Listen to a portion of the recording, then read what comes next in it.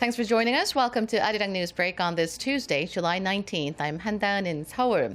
North Korea has fired off 3 ballistic missiles into the East Sea this morning in an apparent protest against Seoul and Washington's THAAD deployment.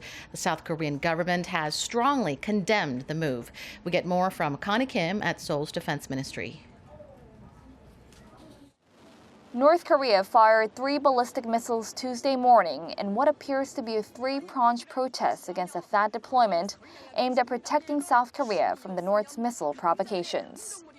Seoul's Joint Chiefs of Staff said North Korea fired the 3 missiles from North Hwanghae Province between 5:45 a.m. and 6:40 a.m. South Korea time. 2 of the missiles flew between 500 and 600 kilometers before falling into the East Sea. The flight range of the ballistic missiles is enough to reach all of South Korea, including the southern port city of Busan. The flight path of one missile is still being analyzed to determine how far it flew before crashing into the sea. The missiles fired this morning are presumed to be Scud-class or intermediate-range Dodong missiles. The missile launch comes after the North threatened a physical response as soon as the location of the THAAD deployment was confirmed.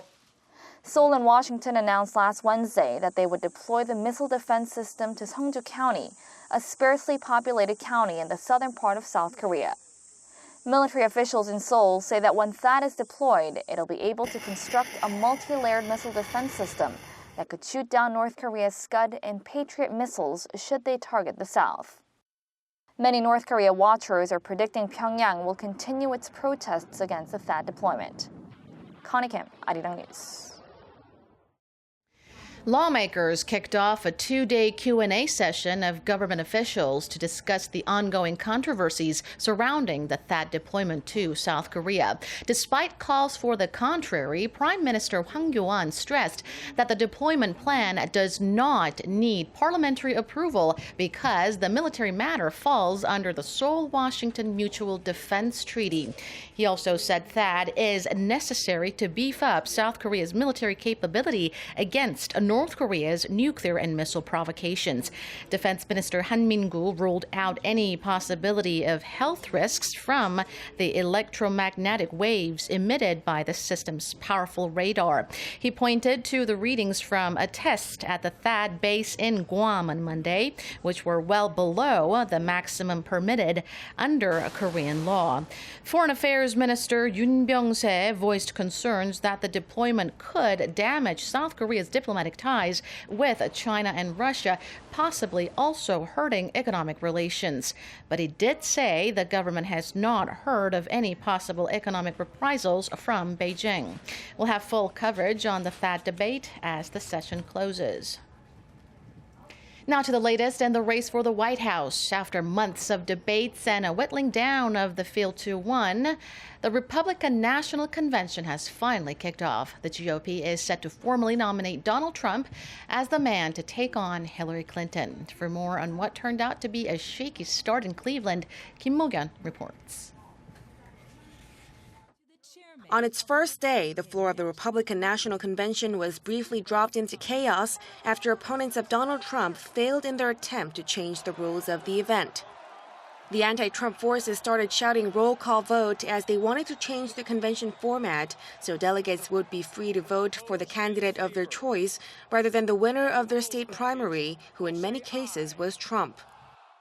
My name is Phil Wright. I am the chair of the Utah delegation. I make a motion that we have a roll call vote on the rules. However, party leaders announced there was insufficient support to allow a roll call vote that would record the number of delegates opposed to Trump, as only 6 states supported it, below the threshold of 7. The Secretary received requests from a total of 9 states requesting a roll call vote on adoption of report on the Committee on Rules. Subsequently, the Secretary received withdrawals, which caused 3 states to fall below the threshold required under the rules. Accordingly, the chair has found insufficient support for the request for a record vote. Some delegates walked out in protest at the ruling, while pro- and anti-Trump parties chanted roll call and Trump respectively. If the delegates had voted, some watchers suggested that Trump might have failed to garner the 1,237 votes needed for the nomination. Kim Mo-kyun, ARIRANG News. A Japanese court has sentenced a Korean man to 4 years in prison for damaging the facilities at the controversial Yasukuni Shrine in Tokyo.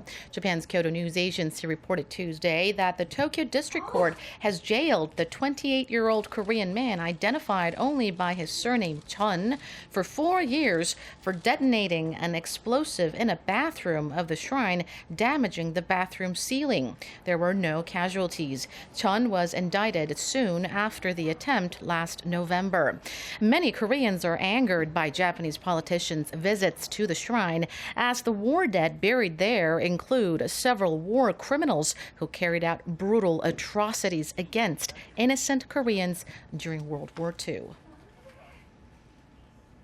It's another scorching hot midsummer day for those of you who are watching us in Korea. A heat wave advisory is in place in numerous cities in the central region, including Seoul and 4 cities in Gyeonggi-do province, Hanam, Uiwang, Icheon, and Yeoju.